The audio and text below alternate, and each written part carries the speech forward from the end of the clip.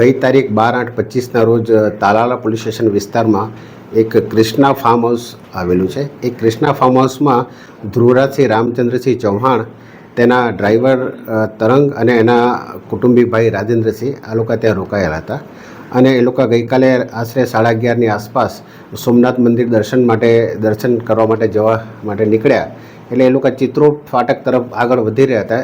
એ અરસામાં સામેથી એક બ્લેક કલરની એક ફોર્ચ્યુનર ગાડી જે નંબર પ્લેટ વગરની હતી એ આવી અને સીધી આ લોકોની ગાડીમાં, આમની જે કિયા ગાડીમાં આગળના ભાગેથી જોરદાર ટક્કર મારી।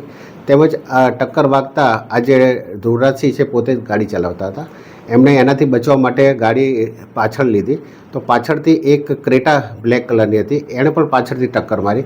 એમ આમની ગાડીને આગળ પાછળથી જોરથી ટક્કર મારી અને રોડની સાઈડમાં ઉતારી દીધેલ। ત્યારબાદ આજે ફોર્ચ્યુનર ગાડી છે એનો ચાલક ગાડીમાંથી ઉતરેલો અને એણે બુકાની બાંધેલી હતી। એ બુકાની ઉતરી ગઈ તે વખતે ધ્રુવરાજસિંહ એ વ્યક્તિને ઓળખી ગયા કે આ વ્યક્તિ દેવાયત ખાવડ છે અને એની સાથે બંને ગાડીમાંથી આશરે 12 થી 15 જણા બુકાની બાંધેલા હતા, તમામ ઉતર્યા અને બધા લોખંડના પાઇપ વડે આ ધ્રુવરાજસિંહને શરીરે આડેધડ માર માર્યો। તેમજ તેની ગાડી હતી એને પણ એમણે તોડી નાખી, નુકસાન કર્યું। ત્યારબાદ આજે ધ્રુવરાજસિંહ પાસે એક એણે ગળામાં સોનાનો ચેન અને લોકેટ હતું તે પણ એમણે ઝૂંટવી લીધું, તેમજ ગાડીમાં 42,000 રૂપિયા રોકડા હતા એ પણ તેમણે ઝૂંટી લીધા। તેમજ આ જે બનાવ એની સાથે બન્યો એની ફરિયાદ ન કરે એના માટે એને ધમકી આપી અને રિવોલ્વર બતાવી અને જાનથી મારવાની ધમકી આપી। ત્યારબાદ આ તમામ આરોપીઓ પોતાની બંને ગાડીમાં ત્યાંથી જતા રહ્યા હતા। આ ઘટનાની જાણ થતાં સ્થાનિક પોલીસ અને અધિકારી તમામ ત્યાં ઘટના સ્થળે પહોંચી ગયા અને આ જે વિક્ટીમ છે ધ્રુવરાજસિંહ પોતે સારવાર માટે એમને હોસ્પિટલ ખાતે લઈ ગયેલ અને તેઓની ફરિયાદ સ્થાનિક પોલીસે જૂનાગઢ ખાતે એમની સારવાર દરમિયાન લઈ અને દાખલ કરવામાં આવી છે।